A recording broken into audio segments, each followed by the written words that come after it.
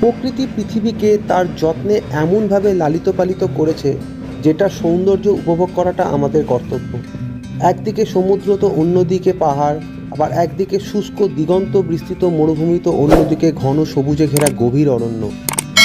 সমুদ্র যেমন শেখায় যুগের পর যুগ একইভাবে ক্লান্তিহীনভাবে কী করে ঢেউকে আছড়ে ফেলতে হয়, তেমনি পাহাড় শেখায় শান্ত স্নিগ্ধভাবে যুগের পর যুগ একইভাবে একই স্থানে কী করে দাঁড়িয়ে থাকতে হয়।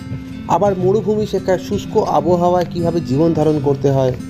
কিন্তু অরণ্য শেখায় সাহসী হতে আর দায়িত্ববান হতে। আর অরণ্যই একমাত্র স্থান যেটা মানুষের অবাধ বিচরণভূমি নয়। তাই এইবার আমাদের যাত্রাপথ the queen of Dooars Alipurduar, Buxa tiger reserve forest, Jayanti range.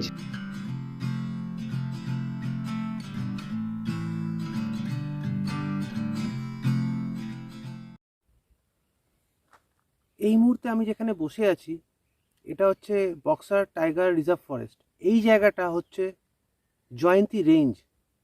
আর এই পুরো যে জায়গাটা আপনারা ফাঁকা দেখতে পাচ্ছেন এটা হচ্ছে জয়ন্তী রিভার। আর আমার পিছনে যে এরিয়াটা দেখতে পাচ্ছেন এটা হচ্ছে কোর ফরেস্ট এরিয়া। এখানে কিন্তু ঢোকার কোনো রকম পারমিশন আমাদের নেই। তাই আমি নদীর মাঝ বরাবর এসে এই ভিডিওটা বানাচ্ছি এই কারণেই, কিছু জিনিস বলার আছে। জয়ন্তী রিভারের পাশেই আপনাদেরকে জাস্ট দেখাবো, এখানে হোমস্টে আছে। এই দূরে যেখানে দেখতে পাচ্ছেন এগুলো সবই হোমস্টে।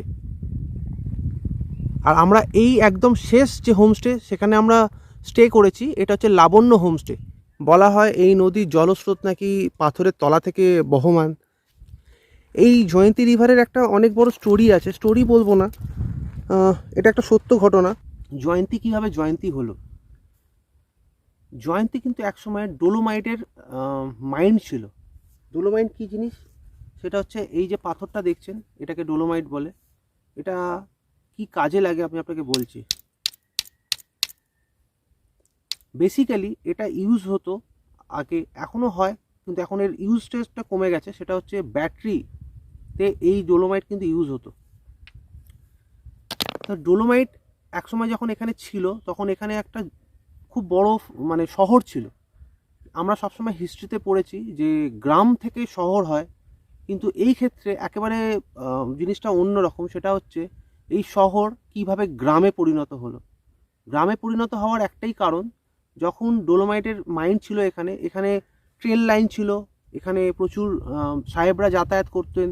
তারপর যখন এটা 1987-এ এটা টাইগার রিজার্ভ ফরেস্ট হিসেবে গণ্য করা হয় গ্রিন ট্রাইব্যুনাল থেকে, তারপর এখান থেকে ডোলোমাইট বন্ধ করে দেওয়া হয়। ডোলোমাইট বন্ধ করে দেওয়ার ফলে যেটা হয়, এখান থেকে জনবসতি সরতে শুরু করে। জনবসতি সরতে সরতে এখান থেকে অধিকাংশ মানুষ চলে যায়, কিছু লোক এখানে থেকে যায় যারা পরবর্তীকালে এখানকার বাসিন্দা। কিন্তু এটা সম্পূর্ণ, এখানে যেহেতু কোনো রকম ইনফ্রাস্ট্রাকচার নেই, কোনো রকম শিল্প বলে কিছু নেই, তাই এটা আস্তে আস্তে গ্রামে পরিণত হয়। আর 93-তে এই যে জয়ন্তী রিভার যেটা আপনারা দেখছেন, যেটাকে আপনাকে জয়ন্তী রিভার বলছি, এই রিভার কিন্তু এতটা বড় ছিল না, এটা অনেক সরু ছিল। কিন্তু এখানে একটা বিশাল বড় বন্যা হয় 93-তে বন্যা হওয়ার পর যেটা হয়, এই জায়গাটা টোটালি ভেসে যায়। ভেসে যাওয়ার পরে এই পুরো যে এলাকাটা দেখছেন এটা কিন্তু বন্যায় সমস্ত পাথর ভেসে আসে, ভেসে এসে এই জায়গাটাকে পুরো ডিস্ট্রয় করে দেয়।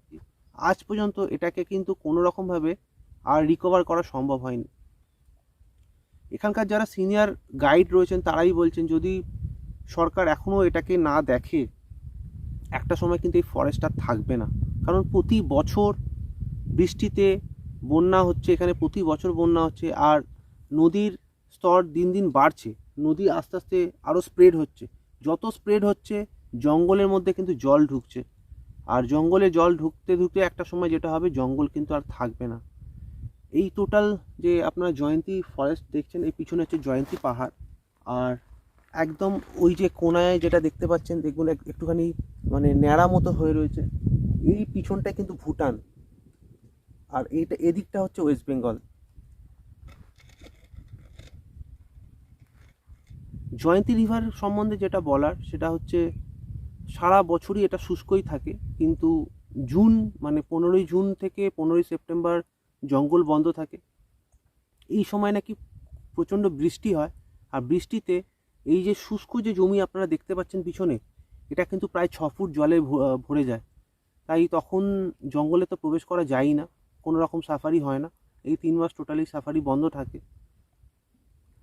তাই সরকারের কাছে একটাই আবেদন বলতে পারেন যে যদি জঙ্গল বাঁচাতে হয়, যদি এই নদীটাকে বাঁচাতে হয়, তাহলে কিছু একটা ব্যবস্থা নিন। কারণ নদী আস্তে আস্তে দিন দিন আরও বড় স্প্রেড হচ্ছে।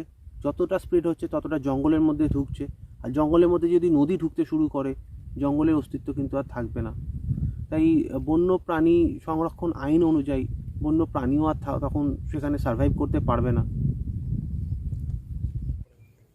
জয়ন্তীতে আসতে গেলে সবথেকে ভালো উপায় যেটা হচ্ছে সেটা হচ্ছে শিয়ালদা থেকে আপনারা কাঞ্চনকন্যা এক্সপ্রেস ধরুন আর আলিপুরদুয়ার নামুন।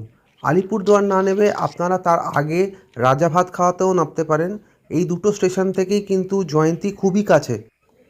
এই দুটো স্টেশন থেকেই কিন্তু আপনারা অটো কিংবা রিজার্ভ গাড়ি করেও আপনারা জয়ন্তী আসতে পারেন। এছাড়া সকাল 6টা এবং দুপুর 2টোয় দুটো বাস আছে, যেই বাসটা আলিপুরদুয়ার স্টেশন থেকে আপনাদের জয়ন্তী নিয়ে আসে। মোটামুটি 2.5 ঘন্টা মতো সময় লাগে। এরপর আমরা দুপুরের লাঞ্চ করে ঠিক করি আমরা সান্তালাবাড়ি যাব। আর সান্তালাবাড়ি থেকে জয়ন্তী যে হিল পয়েন্ট আছে, যেখান থেকে পুরো জয়ন্তী রিজার্ভ ফরেস্টটাকে দেখা যায়, সেই পয়েন্ট অবধি যাব। সেই মতো আমরা একটা অটো ভাড়া করি এবং আমরা লাঞ্চের পর সেখানে বেরিয়ে পড়ি। আমাদেরকে অটো ড্রাইভার আগেই বলে দিয়েছিল যে সান্তালাবাড়ি অবধি আমি আপনাদেরকে নিয়ে যাব, কিন্তু হিল পয়েন্টে কিন্তু অটো উঠতে দেবে না, যেহেতু পাহাড়ের ওপরে। সেখান থেকে কিন্তু আপনাদেরকে একটা গাড়ি বুক করতে হবে, ছোট গাড়ি, যেটা আপনাদেরকে হিল পয়েন্ট অবধি নিয়ে যাবে। এরপর অটোয় যেতে যেতে যেটা আমরা দেখি যে বালা নদীর পাশে প্রচুর পরিমাণ ময়ূর আছে। তখন আমাদেরকে অটো ড্রাইভার বলে, এখান থেকে তো ময়ূর অনেক দূরে দেখতে পাচ্ছেন, আপনারা যে হোমস্টেতে আছেন তার পিছনে আর সামনে যে জঙ্গল আছে, সকালবেলা আপনাদের ভাগ্য ভালো থাকলে আপনারা ওখানেই আপনাদের কটেজের সামনে আপনারা প্রচুর ময়ূর দেখতে পাবেন। আর ঠিক সেটা পরের দিন আমাদের সঙ্গে হয়, যেটা পরের ভিডিওতে আপনারা দেখতে পাবেন যে আমরা কি দেখতে পাই।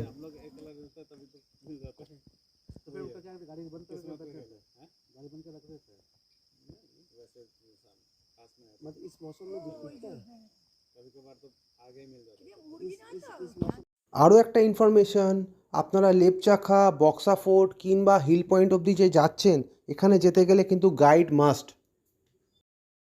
তো হয়তো এখন যে টাইমে আসছেন এই টাইম এখন আপনাদের অ্যাকচুয়ালি টাইম মানে মানে এই টাইমে আসা যায় না আর কি। তাও এই ভিউ পয়েন্ট জন্য ভিউ পয়েন্ট অবধি আসতে পারেন। আর এই ভিউ পয়েন্ট হচ্ছে আমাদের বক্সা হিল ভিউ পয়েন্ট। আর এখান থেকে যে বন জঙ্গলগুলো নদীগুলো যেগুলো দেখতে পাচ্ছেন এখান থেকে, এই হচ্ছে পুরো বিটিআর বক্সা টাইগার রিজার্ভ মধ্যে পাচ্ছেন, ঠিক আছে। আর এই BTR Buxa tiger reserve area হচ্ছে 761 কিলো নিয়ে এতটা স্কোয়ার কিলোমিটার নিয়ে আপনার বক্সা টাইগার রিজার্ভ ফরেস্ট। এই ফরেস্টে আপনি বিভিন্ন ধরনের যেহেতু স্পিসিস অ্যানিম্যালগুলো রয়েছে, এই অ্যানিম্যাল দেখার জন্য পর্যটনের জন্য যেহেতু আমাদের বক্সা ফরেস্টে জয়ন্তী আর রাজাভাতখা থেকে আপনারা যেহেতু জঙ্গল সাফারিগুলো রয়েছে ওইগুলো করতে পারবেন। তাতে কী হয় আপনারা চান্সেস রয়েছে আর কি অ্যানিম্যাল দেখার জন্য। আর স্পিসিস অ্যানিম্যাল বলতে গেলে আমাদের শুধু এখানে গন্ডার নাই, আর বাদবাকি মোটামুটি সবই পিসিস রয়েছে। যেমন পিসিস বলতে গেলে এখানে হাতি, বাইসন, বার্কিং ডিয়ার, লেপার্ড, আর খুব রেয়ার পিসেস আমাদের বক্সা হিলের উপরে ব্ল্যাক প্যান্থার। ব্ল্যাক প্যান্থার আছে? হ্যাঁ, ব্ল্যাক প্যান্থার রয়েছে। এটা আমরা লাইভ দেখি না, এটা আমাদের এই উইন্টার টাইমে ফরেস্ট ডিপার্টমেন্ট থেকে এনজিওরা এখানে যে ট্যাপ ক্যামেরাগুলো লাগানো হয় ওই ক্যামেরার মধ্যে ধরা পড়েছে বক্সা হিলের উপরে।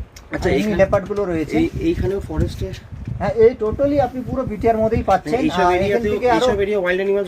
হ্যাঁ, মানে বলা যাবে না এখন মোমেন্ট, এখন এই সময় সন্ধ্যা টাইমে তো মানে বাড়ানোর চান্সেস রয়েছে। এমনি লেপার টেপার তো বাড়াই মাঝে মাঝে। এই জল হয়েছে এইটা এই রিভারটা হচ্ছে বক্সা রিভার।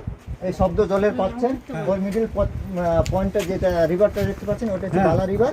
আর যেখানে আপনারা ছিলেন স্টে করছেন ওটা হচ্ছে জয়ন্তী রিভার। ওইটা হচ্ছে জয়ন্তী রিভার, ওইখানেই আপনারা আছেন।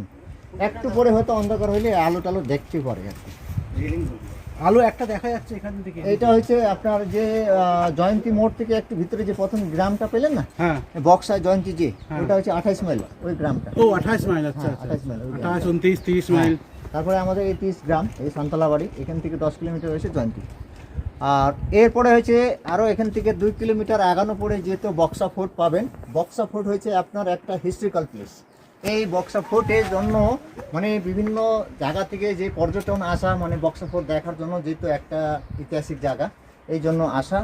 এখানকার হিস্ট্রি হয়েছে বক্সা ফোর্ট সম্বন্ধে। বক্সা ফোর্ট উদ্দেশ্যটা হয়েছে এটা আগে রাজাদের কালীনের যে ফোর্ট, তারপরে এটা পরে কালীন এটা ব্রিটিশরা যখন ক্যাপচার করেছিলেন, ব্রিটিশ ক্যাপচার করার কালীন পরে আমাদের যত যে বিপ্লবীরা যারা ছিলেন সেই বিপ্লবীদেরকে এখানে বন্দিশালা করে রাখা হতো। বন্দিশালা করে রাখার উদ্দেশ্যটা কেন, তখনকার কালীন ভাবতে গেলে মানে এটা দ্বিতীয় সেকেন্ড আন্দোলন সেই ধরনের রয়েছিলেন বলে এই সব জায়গায় নিয়ে আসে আমাদের বিপ্লবীদেরকে বন্দিশালা করে রেখেছিলেন।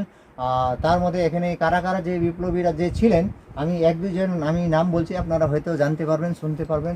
এখানে ছিলেন অনিল রায়, যতীন রায়, তৈলকনাথ চক্রবর্তী, প্রফুল্লগুপ্ত, এই বিপ্লবীরা ছিলেন।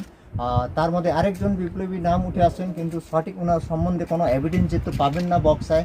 উনি হচ্ছে নেতাজি সুভাষচন্দ্র বসু যে ছিলেন, ওনাকে যেহেতু বক্সা ফোর্টে যে বন্দিশালা করে রেখেছিলেন বলে ব্রিটিশরা, মানে বক্সা ফোর্টেও, কিন্তু ওনার সম্বন্ধে যেহেতু কোনো এভিডেন্স যেহেতু নেই। কেন এভিডেন্স নেই, ওটা হচ্ছে একটা পলিটিক্যাল সম্বন্ধে, ওটা রাজনৈতিক সম্বন্ধে ওনার যে এভিডেন্সগুলোকে মানে চাপায় রাখা হয়েছে, মানে হয়তো নষ্ট করে দিয়েছে। এই সব জন্য ওনার সম্বন্ধে এমন কিছু এভিডেন্স যেহেতু বক্সায় পাবেন না।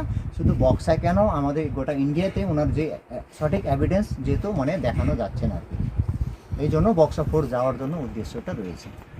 মানে ফোর্টটা অ্যাকচুয়ালি এখন ম্যাক্সিমামটাই ধ্বংস হয়ে গেছে, ধ্বংস অবস্থায় হয়েছে, কিন্তু ওটাকে এখন আবার নতুন করে রিনোভেশন করা হচ্ছে। 2020 সাল থেকে 2020-তে একটু 2 বছর ধরে মানে একটু করে একটু রিপেয়ার করা হয়েছে, মানে মেনটেন করা হলো আর কি। আচ্ছা, মানে রিনোভেশন করা হয়েছে।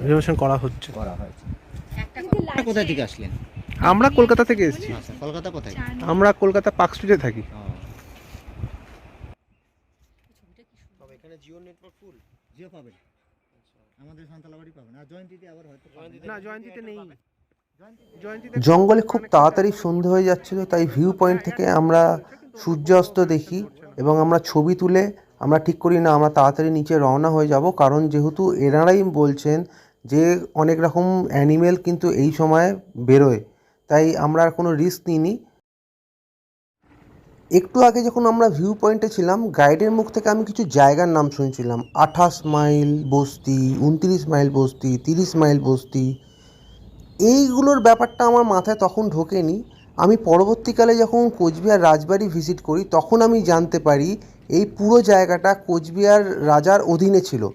আর কোচবিহার রাজবাড়ি থেকে এইগুলোর দূরত্ব এক্স্যাক্টলি 28 মাইল, 29 মাইল, 30 মাইল এবং 32 মাইল। বেশ কিছুটা সময় যাওয়ার পর আমাদের অটো ড্রাইভার একটা নিরাপদ দূরত্বে দাঁড় করিয়ে দেয়, আর সামনে বলে দেখুন কি যাচ্ছে, সেটা হচ্ছে একটা ইন্ডিয়ান বাইসন আমাদেরকে রাস্তা ক্রস করছিল। এদের গায়ে এতটাই জোর হয় যেটা এরা যে কোনো ছোটো গাড়িকে কিন্তু মাথা শিং দিয়ে উল্টে দিতে পারে। আর একটা বড় কথা হচ্ছে এই বাইসনকে কিন্তু কোনো লেপার্ড জাতীয় কোনো জন্তু কিন্তু অ্যাটাক করে না, এরা ধরতে পারে না। একমাত্র এদেরকে যদি কেউ ধরে সেটা হচ্ছে বাঘে একমাত্র এদেরকে অ্যাটাক করে, এছাড়া কোনো রকম লেপার্ড কিন্তু এদেরকে ধরে না, ধরার সাহস দেখায় না।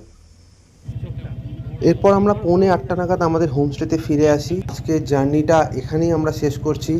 পরবর্তী ভিডিও যেটা আসছে সেটা হচ্ছে পুরোটাই জঙ্গল সাফারির ওপরে। যেহেতু পরের দিন বৃহস্পতিবার ছিল, জঙ্গল বন্ধ ছিল, তো আমরা নিজেরা কয়েকজন মিলে জঙ্গলের ভেতর ঢুকেছিলাম, আর কি দেখেছিলাম, এখানে কি হয়েছিল সেটা পরবর্তী ভিডিওতে আপনাদের সামনে আসবে।